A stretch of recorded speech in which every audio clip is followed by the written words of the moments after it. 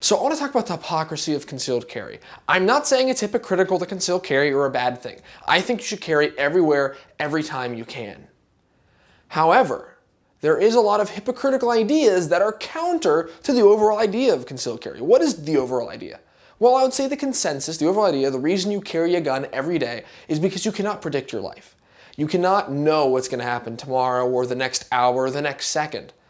And you want to protect yourself, your family, and those around you, and therefore the best way to get ahead of a bad guy who has a gun, who has a knife, who may just be 800 pounds and can just beat the crap out of you, is a firearm. That's the best way. For whether you're a young girl or an old man, no matter who you are, a firearm is going to give you an advantage in a defensive scenario for yourself, your family, or anyone else. So, let's talk about the hypocrisy. To start, let's talk about the overall statistics about when you'll need a gun. Overall, most of the time, never. You'll never need a gun your entire life, according to statistics. According to data, the chances you'll ever need to draw and present a firearm is very, very low. Not zero, but low.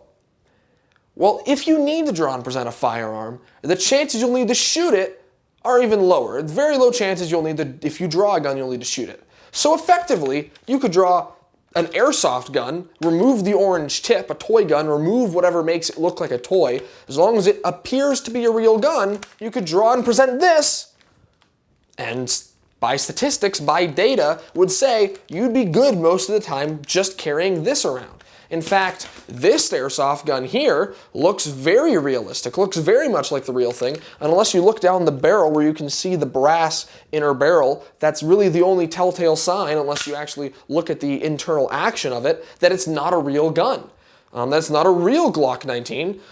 If someone presented this at me and started threatening me with this gun, I would be hard-pressed to know quickly that this isn't a real gun, even as someone who plays airsoft and knows about airsoft guns.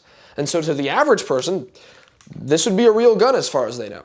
But you're thinking right now, okay, Pavlos, you're crazy. Obviously, I'm not going to carry an airsoft gun, and I am not advocating you carry an airsoft gun. You should carry a real loaded gun. But I'm simply pointing out that based on the data, this is all you need. But once again, that's stupid because going back to our overall premise, the overall reason we carry is because we cannot, no matter what data we have, know what's going to happen. Now, where does the hypocrisy come in? Where does the going back on that main concept occur? It occurs with the types of guns people carry. Now, some people carry small pocket pistols or subcompacts for convenience. Now, if you feel capable and comfortable with that gun, then carry it for your convenience. That's a good reason. However, there's another reason that is used that is a very bad one. And what is that? Well, back several decades ago, there was an FBI study that most, firefights are 7 yards, 3 rounds. Now, other people have done this better about debunking about this sort of data. But let's go on the assumption that it's true, that is the most rock-solid evidence we have, that 99% of shootings are that. Well, there's also a pretty strong chance we'll never need a gun at all. Yet we're carrying one, yet we're carrying a real one, yet we're carrying a real loaded one.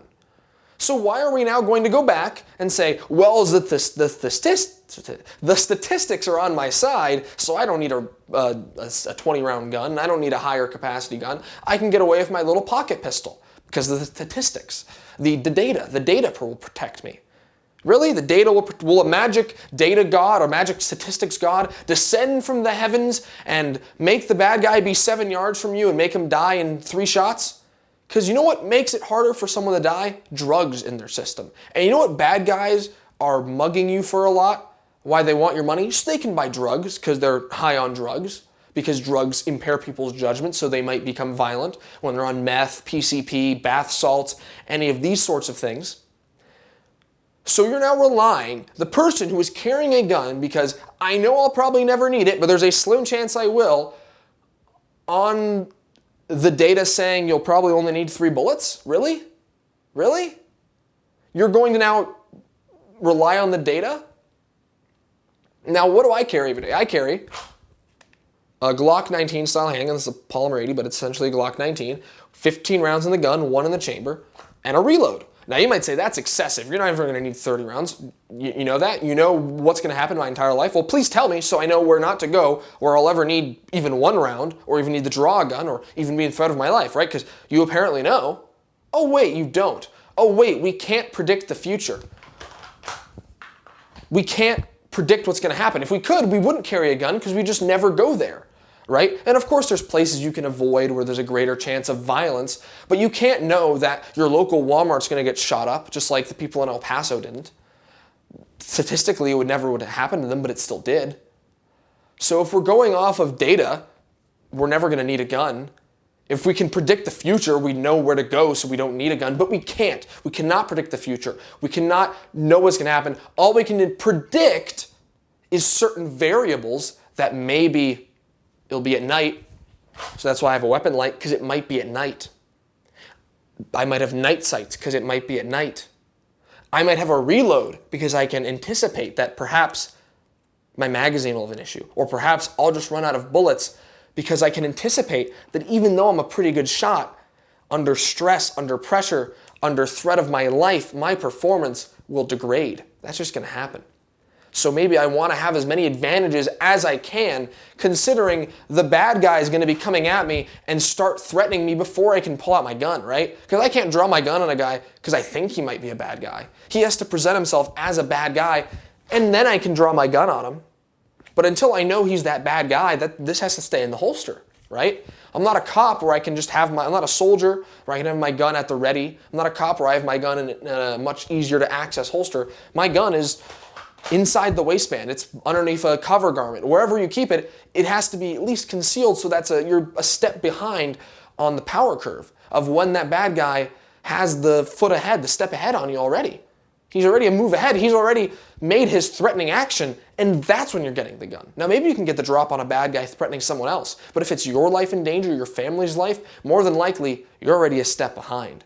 So now do you want to be a step behind with a gun less capable than the bad guy might have? If the bad guy is a Glock 17 and you have a Glock 43, I'd much rather have the Glock 17, or at least the Glock 19 that I carry.